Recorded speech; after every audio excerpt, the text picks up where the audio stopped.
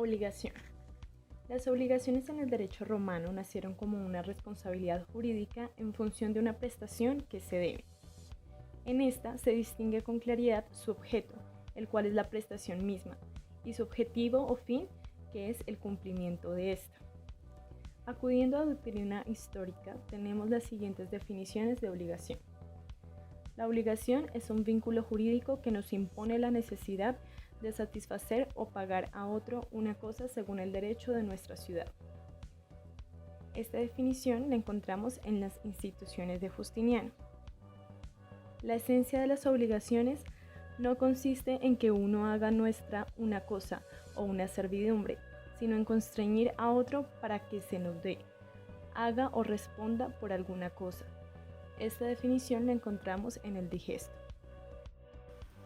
Partes o elementos de la obligación.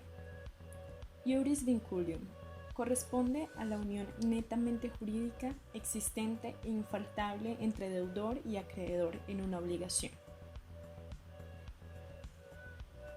Quo necessitate ad stringimur versa acerca de la necesidad de carácter jurídico que atañe a toda persona sujeta a una obligación a su debido cumplimiento, lo cual establece el vínculo deudor-acreedor.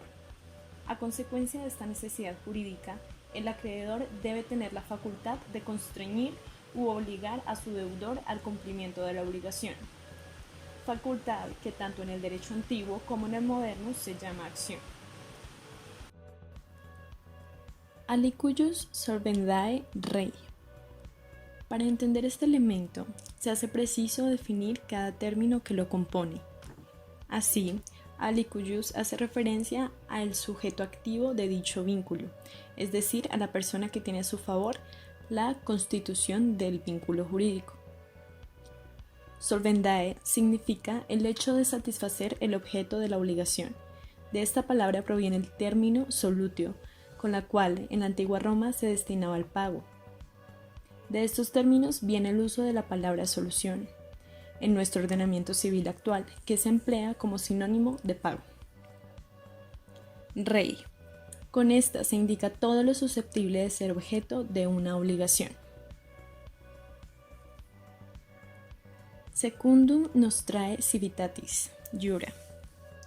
Con este término en conjunto se da a entender que en un principio las obligaciones solo eran sancionadas por el derecho quiritario, aunque con el tiempo se generalizó extendiéndose al ius gentilium y en general a toda clase de personas.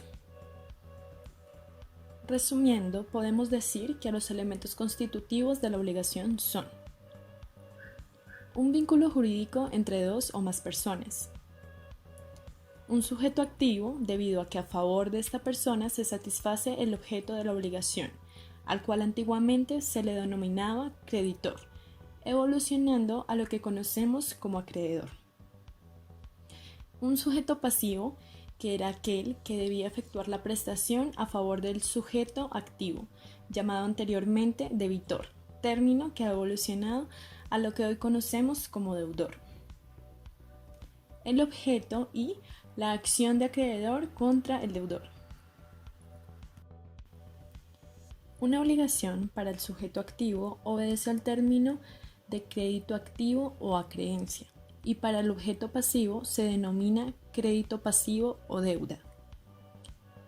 El objetivo de la obligación podía consistir en dar alguna cosa transfiriendo el dominio, posesión o exclusivamente la tenencia. También en ejecutar o no ejecutar un hecho, ya que no solo en las cosas, sino también en los hechos puede recaer la estipulación. Fuentes de la obligación. Las fuentes de la obligación están compuestas por aquellos hechos que el ordenamiento jurídico de Roma consideraban que atribuían el hecho de que surgiera un vínculo obligatorio entre dos o más personas. Las fuentes históricas nos dan la siguiente definición. Las obligaciones nacen sea de un contrato, sea de un delito, sea de cierto derecho por distintos tipos de causa. Esta definición la encontramos en el digesto. Y Gallo nos señala que las fuentes derivan de los contratos y de los delitos. En época de Justiniano, las fuentes se clasificaron en el contrato o ex contractu, Fue un acuerdo de voluntades entre dos o más personas que tiene por objeto producir consecuencias en el ordenamiento jurídico romano.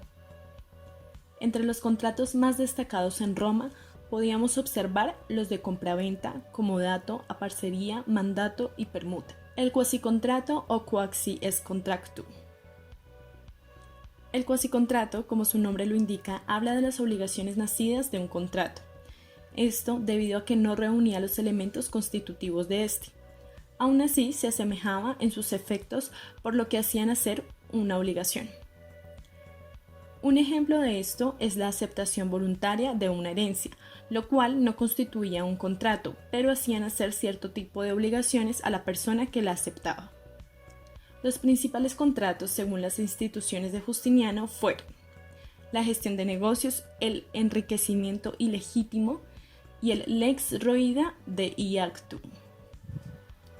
Delito o exmaleficio. El delito se constituye como fuente de obligación civil y tanto en la antigua Roma como en la actualidad constituye obligación tanto civil como penal, la cual tiene como objeto la reparación del daño causado a la víctima del hecho punible. En el derecho romano existieron dos tipos de delitos, los público o crimina y los privado o delicta. Los delitos crimina o públicos consistían en aquellos que afectaban tanto directa como indirectamente el orden público, organización política o la seguridad del Estado, los cuales se reprimían mediante crimina o judicia pública. Ejemplo de estos delitos fueron el perjurio, la magia, el incendium, el parricidium, el perduello y la atracción o poditio. Los delitos privados o delicta son aquellos castigados a petición de la parte ofendida mediante un juicio ordinario. Estos se subsanaban con una multa a favor de la víctima, quien tomaba el papel de acreedor. Dicha multa la pagaba el delincuente, quien pasaba a ser el deudor. Los principales delitos eran el daño a la propiedad ajena, las lesiones, la rapiña, la intimidación, el dolo y el fraude a acreedores. El cuasidelito o quasi ex maleficio. Nacían como delito, mas sin embargo no reunían los elementos constitutivos del delito para ser tal. Aún así se asemejaban en sus efectos, ya que hacía surgir a cargo de la persona que causaba daño a la otra la obligación de repararlo. Esta figura delictiva fue creada por el derecho honorario. Los más conocidos fueron la torpeza o deshonestidad judicial. El juez que llevaba un juicio y dictaba una sentencia injusta estaba obligado a reparar el daño causado, por lo que se condenaba al pago de una indemnización. Effusum et deductum. Cuando un líquido arrojado o un objeto sólido caído desde un edificio sobre la vía pública causaba algún daño, el habitante principal de este edificio respondía por el doble del valor del daño causado. Positum et suspensum. Cuando se ha colocado o colgado sobre la vía pública un objeto que podía causar un daño, cualquier ciudadano podía denunciar el peligro y recibía entonces en recompensa una multa privada de 10.000 sestercios. Robos y daños sufridos en naves, hoteles y establos. El contrato. El contrato es la primera y más importante entre las fuentes de las obligaciones en el derecho de la antigua Roma, y hace referencia a la manifestación de las voluntades de dos o más personas con el fin de construir, modificar o disolver una relación jurídica en virtud de la cual una de ellas promete una prestación, acción propia de la figura del deudor, y la otra acepta la promesa bajo la figura del acreedor. Dicho contrato consta de unos elementos constitutivos esenciales, ya que a falta de uno de estos no podrá existir contrato alguno. El consentimiento. Este exige como requisito esencial la coincidencia de las voluntades de las partes, de donde resulta que aquellas deben coexistir en un instante dado y ser capaces los otorgantes. El acuerdo de voluntades se manifiesta por medio de las propuestas u ofertas de una de las partes y de la aceptación de la otra en cuestión, que no ofrece mayores dificultades cuando aquellas están presentes, pero sí cuando el contrato se concluye entre ausentes. La capacidad. Para que un contrato sea válido, el consentimiento debe emanar de personas capaces o con aptitud jurídica para contratar. La capacidad de los contratantes es pues un elemento esencial para la existencia de todo contrato. Como la capacidad constituye en sí una regla, bastará para saber quiénes son capaces de contratar con enumerar las incapacidades. Estas pueden manifestarse bajo la forma de incapacidades de hecho o de derecho. Incapacidades de derecho proceden de la falta de alguno de los tres atributos constitutivos de la personalidad, que como ya sabemos afectan a los esclavos. Por faltarle el ius libertatis, su personalidad no ha sido reconocida por el derecho civil, que los considera como simples cosas y les desconoce en consecuencia capacidad para obligarse o adquirir por contrato.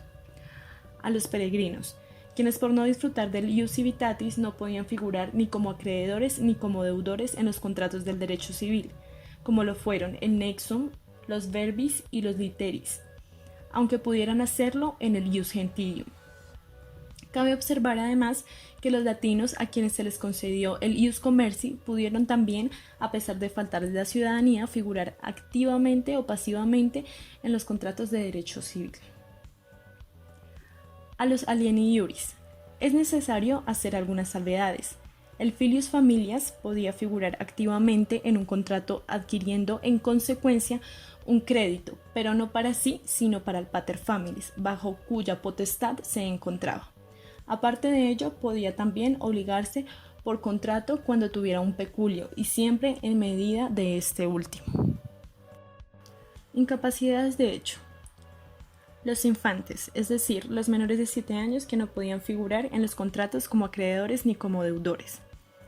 Los impúberes salidos de la infancia, es decir, aquellos que habiendo cumplido 7 años no hubieran llegado aún a los 14 o 12, según se tratara de varón o de mujer.